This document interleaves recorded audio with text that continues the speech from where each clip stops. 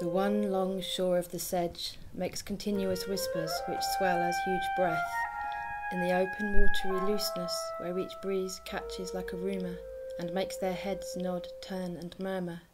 We had the intention to commission a new piece of work, a choral work, that would be able to give lots of local people a chance to sing and take part in the project.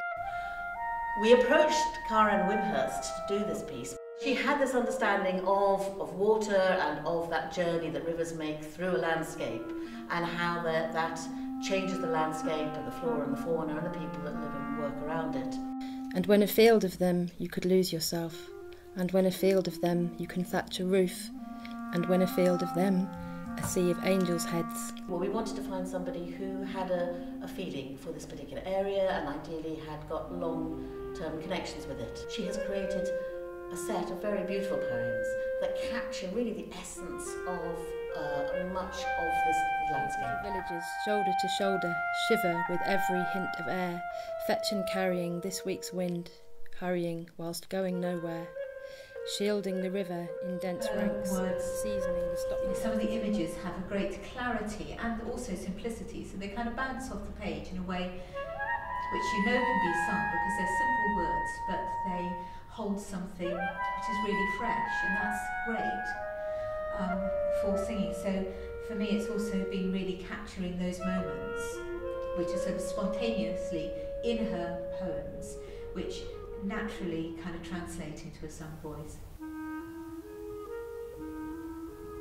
Cara and I would talk about the parameters of a choir, and I guess because we have worked together before, we're likely to know between us what's realistic in terms of the time frame and the people we're going to have to sing with and the resources we've got in terms of soloists and etc., and whether we're going to work with an instrumentalist. So we have to make all those decisions kind of in advance really, and then that informs also what's composed.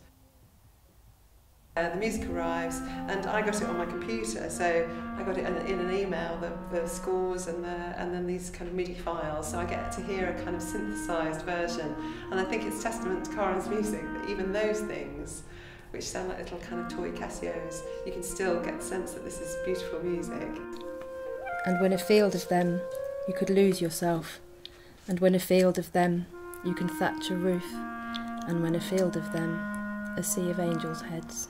We've been able to realise fragments of the piece, and in that process actually it feels really creative, because I can say to the group, nobody in the world has ever sung this music before, and that's quite an unusual thing to be part of, the realising of something, and also to say that makes it harder than if I give you a copy of the Messiah or a piece of gospel music that's been sung for 150 years. You know, it is a challenge to realise something from scratch. But I think it's a really good part of the process so that people do know what they're heading into. And I suppose it's my role to sort of inspire confidence and a sense of that this is possible. You know, and we're going to start on, you know, whenever it is, the 4th of April with this piece of music, and we're going to end up on the 14th of September with the house will be built. And when afield of them you could lose yourself, and when afield of them you can thatch a roof, and when afield of them a sea of angels' heads.